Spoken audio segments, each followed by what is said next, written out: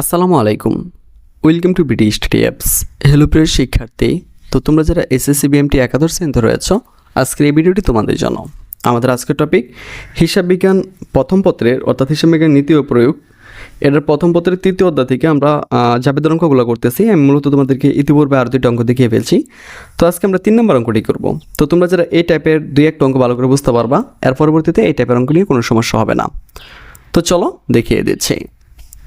2021 সালের 1 জুলাই তারিখে জনাব রশিদ নগদ 50,000 টাকা, 20,000 টাকা মূল্যের যন্ত্রপাতি এবং 5,000 টাকা মূল্যের পণ্যদ্রব্য।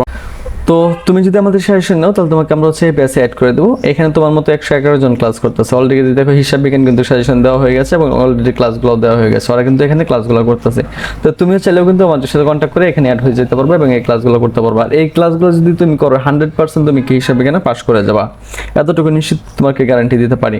তো অনেকেই বলবো যে স্যার এই গ্রুপে অ্যাড হলে কি হবে। আমি তোমাকে একটা দেখাই। বলছো ওই যে অফিস অ্যাপ্লিকেশন কম্পিউটার অ্যাপ্লিকেশন 1 এই পরীক্ষাটা কেমন হয়েছিল জিজ্ঞেস করছিলাম। তো তোমরা যদি তাদের রিভিউগুলো একটু দেখো, কমেন্টগুলো যদি দেখো, তাহলে তোমরা এখান থেকে নিজেরাই বুঝতে পারতেছো। হ্যাঁ তোমরা নিজেরাই বুঝতে পারতেছো।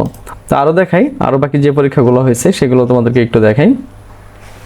আরও দেখাই যে বাংলা পরীক্ষা কেমন হয়েছে সবার। এখানে সবগুলো আসলে মূলত দেওয়া হয়নি পোস্টগুলো।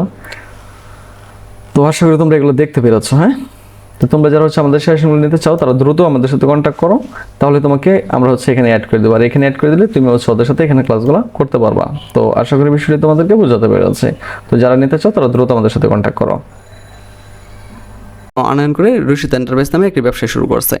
তার নগদ 50,000 টাকা আনছে, যন্ত্রপাতি আছে 20,000 টাকা আর 5,000 টাকা মূল্যের পণ্যদ্রব্য আনয়ন করছে। এখানে পণ্যদ্রব্য হিসাব তোমরা নিতে পারবো না, এটার ক্রয় হিসাবে দেখাবো। আরও কিছু লেনদেন আছে। জুলাইয়ের 1 তারিখ সোনালী ব্যাংকে একটা হিসাব করছে 30,000 টাকা। 3 তারিখ সুহানের নিকট হতে দ্বারা পণ্য ক্রয় করছে 8,000 টাকা। 5 নম্বর হচ্ছে মিস্টার কামালের নিকট নগদ পণ্য বিক্রয় 5,000 টাকা। কামালের নিকট হতে প্রাপ্ত চেক সরাসরি ব্যাংকে জমা দেওয়া হয়েছে 3,000 টাকা। পণাদেয়ী দেনা ধার্য হয়েছে 500 টাকা। 15 নম্বর হচ্ছে বিজ্ঞাপন বাবদ অগ্রিম পরিশোধ করা হয়েছে 2,800 টাকা। 4% সেভিং সার্টিফিকেট ক্রয় করা হয়েছে 2,000 টাকা। তো সেম আমরা আগের মতোই লিখবো। জনাব রশিদ আছে, এখানে লিখবো আমরা জনাব রশিদ এন্টারপ্রাইজেস জাবেদ ভাই। সেম আগের মতোই তারিখ বিবরণ খতিয়ান বিষয় ডেবিট টাকা ক্রেডিট টাকা এভাবে 5টা করে আমরা করবো। তো দেখো 2021 সালে জুলাইয়ের 1 তারিখ আমরা যেটা আনবো লিখবো নগদান হিসাব। এই যে নগদান হিসাব লিখবো 50,000। যেহেতু যন্ত্রপাতি আছে লিখবো যন্ত্রপাতি হিসাব। তো যন্ত্রপাতি হিসাব আছে আমার কাছে 20,000, এর পাশে 20,000। আর যেহেতু তোমার পণ্যদ্রব্য আছে, পণ্যদ্রব্য এখানে দেখানো যায় না, এই জন্য আমরা ক্রয় হিসাবে দেখবো। ক্রয় হিসাব এই যে পণ্যদ্রব্য ছিল 5,000, এই যে 5,000 দেখাই দিলাম। পরে লাগবো মূলধন হিসাব, সবটি যোগ করবা, যোগ করে নিয়ে আসবা। এই হয়ে গেল যেহেতু নগদ টাকা ও যন্ত্রপাতি নিয়ে ব্যবসা আরম্ভ করা হয়েছে। আশা করি বুঝতে পারছো। পরে বলছে সোনালী ব্যাংক হিসাব খোলা হয়েছে 30,000 টাকা। তো তোমাদেরকে বলছিলাম আমি যদি ব্যাংকে হিসাব খোলা হয় তাহলে ব্যাংক হিসাব ডেবিট হয় আর নগদান হিসাব ক্রেডিট হয়। তো এখানে দেখো আবার আমরা জুলাইয়ের 1 তারিখ সোনালী ব্যাংক হিসাব ডেবিট 30,000 টাকা, নগদান হিসাব ক্রেডিট 30,000 টাকা, যেহেতু ব্যাংক হিসাব খোলা হলো। তো আশা করি এটা তোমরা বুঝতে পারছো। এখন বলছে সুবহানের নিকট থেকে দাঁড়ে পণ্য ক্রয়। তো দাঁড়ে পণ্য ক্রয় করলে কী হয়? ক্রয় হিসাব ডেবিট হয়, প্রদয় হিসাব বা পাওনাদার হিসাব ক্রেডিট হয়। দেখো ক্রয় হিসাব ডেবিট 8,000 টাকা, প্রদয় হিসাব সুবহান বা পাওনাদার হিসাব 8,000 টাকা, যেহেতু দাঁড়ে পণ্য ক্রয় করা হলো। তো আশা করি বুঝতে পারছো। 5 নাম্বার মিস্টার কামালের নিকট পণ্য বিক্রয় 5,000 টাকা নগদে বিক্রি করছে। তাহলে এখানে কামাল টামাল দেওয়ার দরকার নেই। সহজ কথা নগদান হিসাব ডেবিট 5,000 টাকা আর বিক্রয় হিসাব ক্রেডিট 5,000 টাকা। এই দেখো নগদান হিসাব ডেবিট 5,000 টাকা, বিক্রয় হিসাব ক্রেডিট 5,000 টাকা, কারণ এটা নগদ হয়েছে, যেহেতু নগদে বিক্রি করা হয়েছে। কিন্তু যদি নগদ করা না থাকতো তাহলে আমরা এরকম কি তোমার হচ্ছে কি প্রাপ্য হিসাব তোমার হচ্ছে কি আমরা 5,000 টাকা লিখে দিতাম আর বিক্রয় হিসাব 5,000 টাকা লিখতাম বা দানাদার হিসাব লিখতাম। তো আমরা দেখি এরপরে কি হয়েছে।